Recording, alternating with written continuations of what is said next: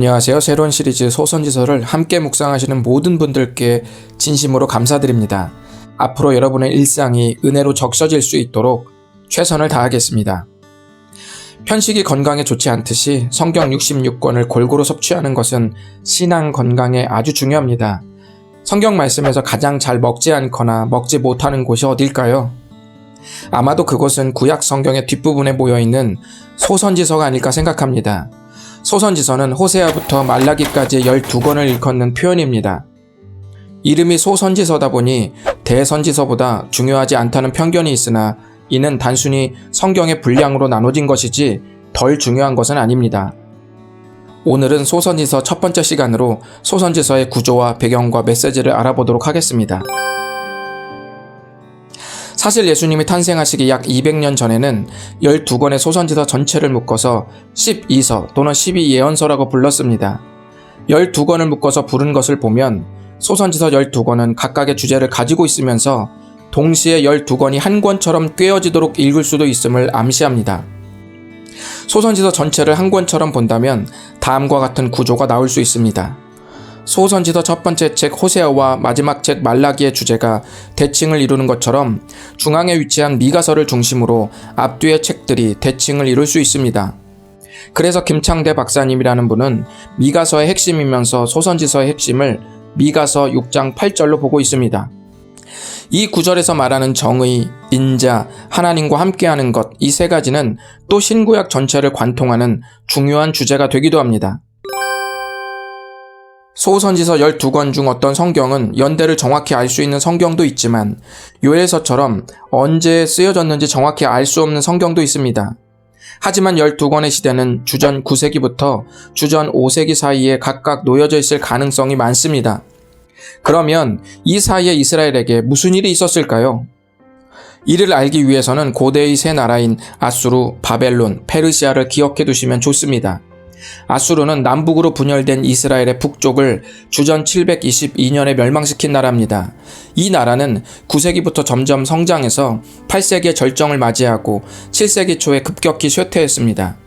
이때 새롭게 부상한 신흥 강국이 바로 바벨론입니다.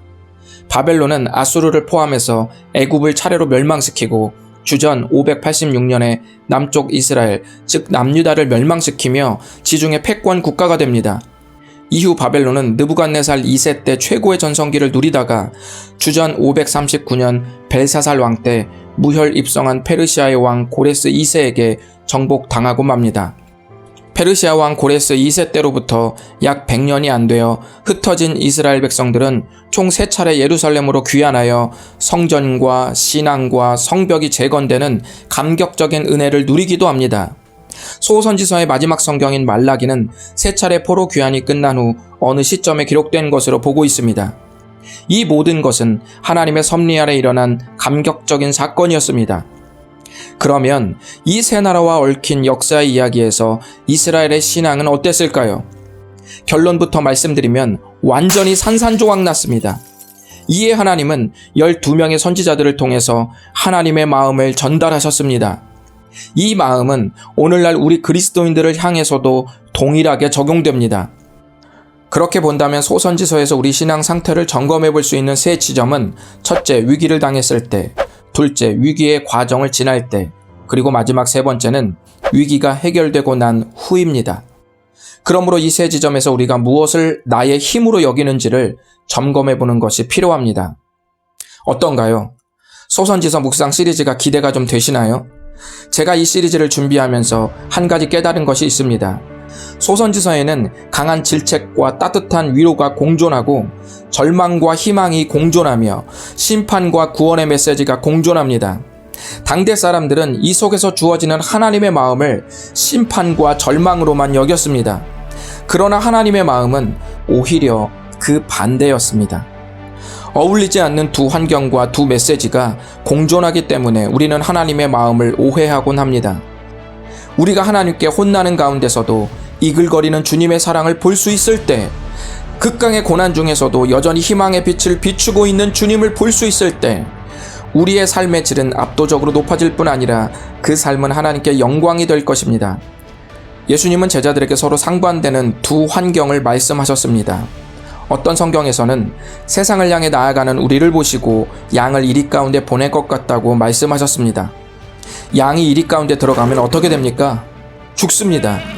그러나 우리는 다른 말씀에서 공존하고 있는 위대한 약속을 또 듣게 됩니다. 이것을 너희에게 이르는 것은 너희로 내 안에서 평안을 누리게 하려 함이라. 세상에서는 너희가 환난을 당하나 담대하라. 내가 세상을 이기었노라. 양이 이리 가운데 들어갔을 때 평안을 누린다면 그 평안은 오직 무엇으로만 가능할까요? 예수 그리스도 안에서의 평안으로만 가능합니다. 부디 돈과 나 중심의 커리어로 쌓은 가짜 평안이 찢겨지고 주님 안에서 주님만이 주실 수 있는 그 평안을 소선지서의 말씀으로 느끼실 수 있기를 바랍니다.